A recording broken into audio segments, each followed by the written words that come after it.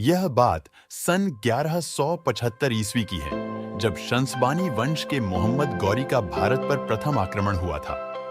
गोमल दर्रे से होकर डेरा इस्माइल खां होते हुए सिंध पहुंचने का रास्ता उस समय का सबसे प्रचलित मार्ग था। भारत पर आक्रमण इसी रास्ते से होते थे। मोहम्मद गोरी ने भी इसी रास्ते से सिंध पर आक्रमण किया। जब मोहम्मद गोरी ने मुल्तान पर आक्रमण किया, तब उस समय मुल्तान पर करमाथियों का शासन था। मोहम्मद गोरी ने बड़े ही आसानी से उन्हें हराकर मुल्तान जीत लिया। मुल्तान जीतने के बाद उसने उच्च और निचले सिंध को भी जीता था। तो आइए जानते हैं मोहम्मद गौरी कौन था, उसका जन्म कहां हुआ और वह भारत पर कितने दिनों तक शासन किया।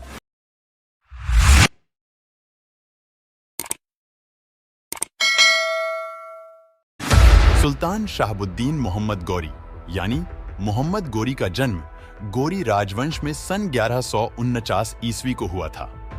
गौरी राजवंश की नींव अलाउद्दीन जहानसोज ने रखी थी और 1161 ईस्वी में उसके देहांत के बाद उसका बेटा सैफुद्दीन गौरी सिंहासन पर बैठा। अपने मरने से पहले अलाउद्दीन जहानसोज ने अपने दो भतीजों शहाबुद्दीन और गयासुद्दीन को कैद कर रखा था, लेकिन सैफुद्दीन ने उन्हें रिहा कर दिया।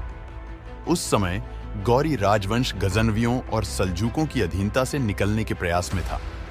गौरियों ने गजनवियों को तो 1148 और 49 में ही खत्म कर दिया था, लेकिन सल्जूकों का तब भी उन पर जोर था और उन्होंने कुछ समय के लिए गौर प्रांत पर सीधा कब्जा कर लिया था।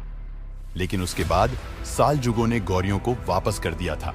सल्जूकों ने जब इस क्षेत्र पर कब्जा किया था, तब वे लोग सैफुद्दीन की पत्नी के जेवर भी ले लिए थे।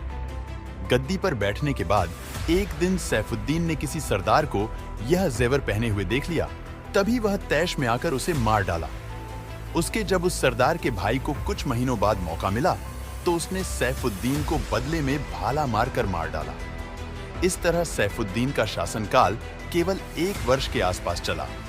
इसके बाद गयासुद्दीन वहां का नया शासक बना और उसके छोटे भाई शहाबुद्दीन ने उसका राज्य विस्तार करने में उसकी बहुत वफादारी से मदद की। शहाबुद्दीन उर्फ मोहम्मद गौरी ने पहले गजना पर कब्जा किया, फिर 1175 में मुल्तान और 1186 में लाहौर पर कब्जा किया। जब सन 1202 ईस्वी में गयासुद्दीन का मृत्यु हो गया, तब शहाबुद्दीन मोहम्मद गौरी सुल्तान बना। जिस समय मथुरा मंडल के उत्तर पश्चिम में पृथ्वीराज और दक्षिण पूर्व में जयचंद्र जैसे राजाओं के शक्तिशाली राज्य थे, उस समय भारत के पश्चिम उत्तर के सीमांत पर शहाबुद्दीन मोहम्मद गौरी नाम का एक सरदार ने महमूद गजनवी के वंशजों से राज्याधिकार छीनकर एक नए इस्लामी राज्य की स्थापना कर रहा था।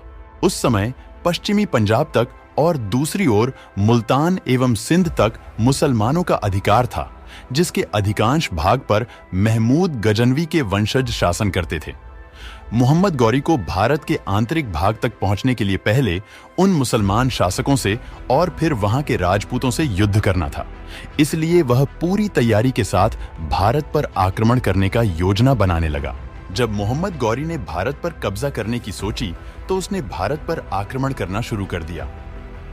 मोहम्मद गौरी ने भारत पर पहला आक्रमण 1175 ईस्वी में मुल्तान पर किया था, जिसमें मोहम्मद गौरी को विजय प्राप्त हुई थी। इसके बाद मोहम्मद गौरी ने सन 1176 ईस्वी के आसपास लाहौर और पंजाब पर कब्जा किया। इसके बाद मोहम्मद गौरी ने भारत के उत्तर पश्चिमी क्षेत्रों पर कब्जा करने के लिए आक्रमण किया। उस समय इस क्षेत्र में पृथ्वीराज चौहान का शासन था। यहाँ पर मोहम्मद गौरी का सामना पृथ्वीराज चौहान से हुआ और तराइन के दोनों युद्ध, तराइन का प्रथम युद्ध और तराइन का द्वितीय युद्ध, लड़ाइयां लड़ड ही, जिसमें दोनों बार मोहम्मद गौरी की करारी हार हुई। इस तरह से मोहम्मद गौरी ने 17 बार भारत पर आक्रमण किया और 17 बार गौरी को हार का सामना करना पड़ी रहा। लेकिन 18वीं बार मोहम्मद गौरी ने राजा जयचंद से हाथ मिलाया, जिसके बाद गौरी ने राजा जयचंद के साथ मिलकर पृथ्वीराज चौहान को हराया। पृथ्वीराज चौहान को बंदी बनाकर गौरी ने अपनी हार का बदला लिया। फिर बाद में युद्ध में मोहम्मद गौरी का साथ देने वाले राजा जयचंद का मोहम्मद गौरी से युद्ध हो गया। इस युद्ध में राजा जयचंद की हार हुई। जिस स्थान पर राजा जयचंद और मोहम्मद गौरी में युद्ध हुआ था, उसे चंदावर कहा जाता है, यह अब उत्तर प्रदेश के फिरोजाबाद जिले के एक छोटे से गांव के रूप में मौजूद है। गौरी ने दिल्ली में पांव जमाने तक पृथ्वीराज चौहान के समय में प्रचलित प्रशासकीय मान्यताओं में भी विशेष परिवर्तन नहीं किया। यही कारण है कि हिंदू सिक्कों में प्रचलित चित्र अंकन परंपरा के अनुरूप इन सिक्कों में लक्ष्मी और वृषभ घुड़सवार अंकित थे। इतिहासकार इसके पीछे की वजह बताते हुए लिखते हैं कि गौरी ने हिंदू जनता को नई मुद्रा के चलन को स्वीकार न करने के रणनीतिक उपाय के रूप में हिंदू शासकों, चौहान और तोमर वंशों के सिक्कों के प्रचलन को जारी रखा, क्योंकि उस समय भी हिंदी भाषा जनता की भाषा थी और गौरी अपने शासन की सफलता के लिए भाषा का आश्रय लेना चाहता था। वह हिंदू जनता को यह भरोसा दिलाना चाहता था कि यह केवल व्यवस्था का स्थानांतरण मात्र है, हालांकि बाद में बहुत कुछ उसके शासन काल में बदलता चला गया।